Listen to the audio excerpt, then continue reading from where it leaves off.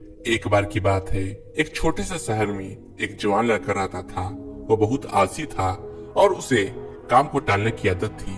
वो हमेशा अपने जरूरी काम में देरी करता था और टाल मटोल का शिकार होता था। परिणाम स्वरूप वो अपने दोस्तों और सहपाठियों की तुलना में पढ़ाई और जीवन के अन्य क्षेत्रों में पिछड़ रहा था। उनके परिवार और शिक्षकों ने उन्हें कई बार अपने समय को महत्व देने के लिए कहा, लेकिन उन्होंने उनकी सलाह नहीं सुनी। उससे अपने भविष्य की परवाह नहीं थी और वह छोटी छोटी बातों में अपना समय बर्बाद कर देता था। अब एक दिन की बात है, उनके नगर में एक बुद्धिमान साधु आए। वह अपनी बुद्धि और ज्ञान के लिए प्रसिद्ध थे।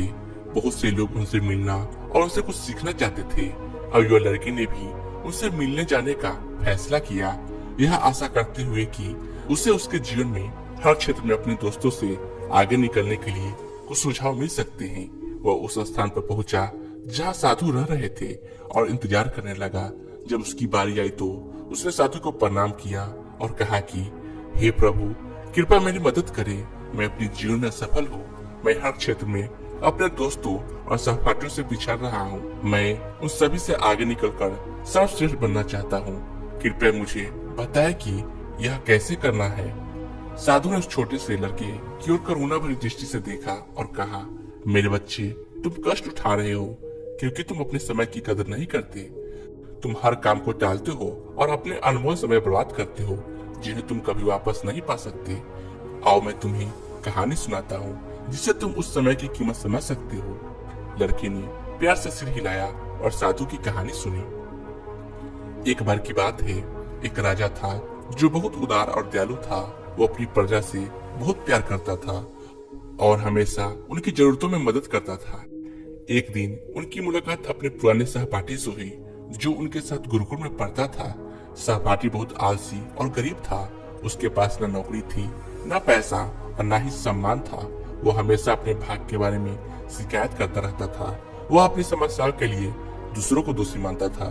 राजा ने उस सहपाठी को पहचान लिया और उस पर दया करके राजा ने उसके जीवन और उसकी परेशानियों के बारे में पूछा।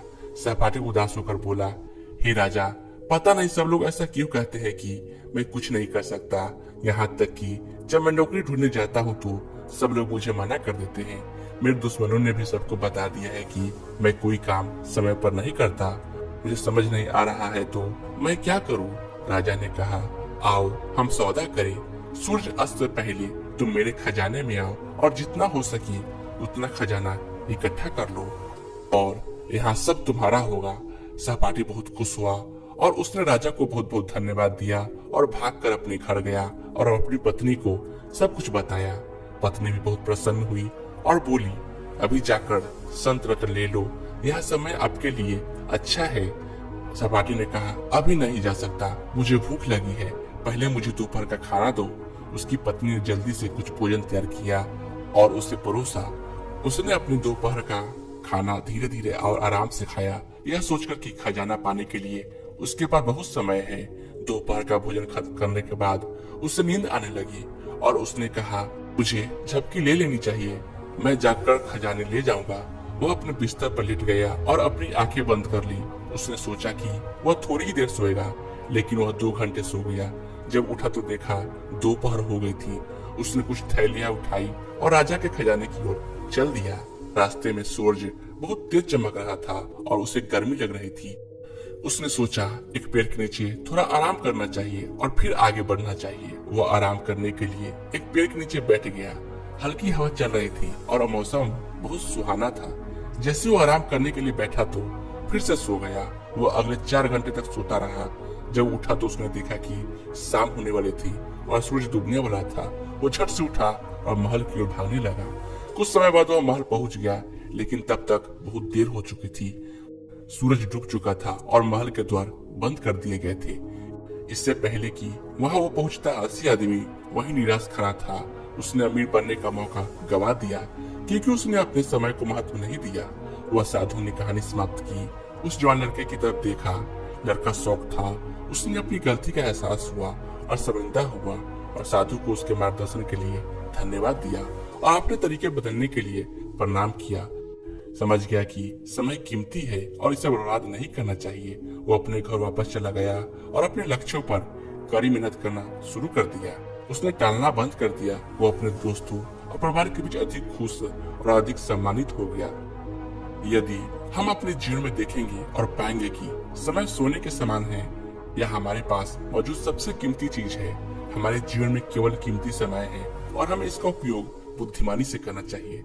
हमें उन चीजों पर अपना समय बर्बाद नहीं करना चाहिए जो हमारे लिए मायने नहीं रखती, बल्कि उन चीजों पर ध्यान करना चाहिए जो कि हमारे लिए मायने रखती है। हमें अपने कार्यों में देरी नहीं करनी चाहिए, बल्कि उन्हें समय पर और मेहनत के साथ करना चाहिए। एक प्रसिद्ध कहावत है, यदि आप अपने समय को कदर करेंगे तो समय आपकी कदर करेगा, लेकिन यदि आप अपना समय बर्बाद करते हैं तो समय आपकी पूरी जिंदगी बर्बाद कर देगा। हम अपने समय का बुद्धिमानी से उपयोग करके अपने जीवन में कुछ हासिल कर सकते हैं, लेकिन अगर हम अपना समय बर्बाद करते हैं तो हम अपने अवसर खो देंगे और बाद में पछताएंगे। 1 मिनट की कीमत उस यात्री से जाने जिसकी ट्रेन 1 मिनट से छूट गई हो, और 1 वर्ष का मूल्य उस छात्र से सीखे जो अपनी वार्षिक परीक्षा में फेल हो गया हो। जो लोग अपने समय को महत्व देते हैं वो अपने जीवन में कुछ भी हासिल कर सकते हैं, लेकिन जो लोग अपने समय की कदर नहीं करते वो अपने जीवन में असफल हो जाते हैं। अगर आप अपने जीवन में कुछ करना चाहते हैं तो अभी से आलस करना छोड़ दे और अपने काम को टाले नहीं, अन्यथा एक दिन तुम्हें भी उस आलसी आदमी की तरह पछताना पड़ेगा जो सूरज अस्त से पहले महल तक नहीं पहुंच सका। इसलिए हमेशा अपने समय को बुद्धिमानी से प्रयोग करें और अपने परिवार और दोस्तों के साथ छोटे छोटे पलों का आनंद ले। ऐसा करने से आप न केवल अपने लक्ष्यों और सपनों को प्राप्त करेंगे, बल्कि एक बेहतरीन जीवन जी सकेंगे। दोस्तों, उम्मीद करता हूँ आपको यह छोटी सी कहानी बेहद पसंद आई होगी। अगर आपको यह वीडियो अच्छी लगी हो तो हमारे इस चैनल को सब्सक्राइब जरूर करें। धन्यवाद।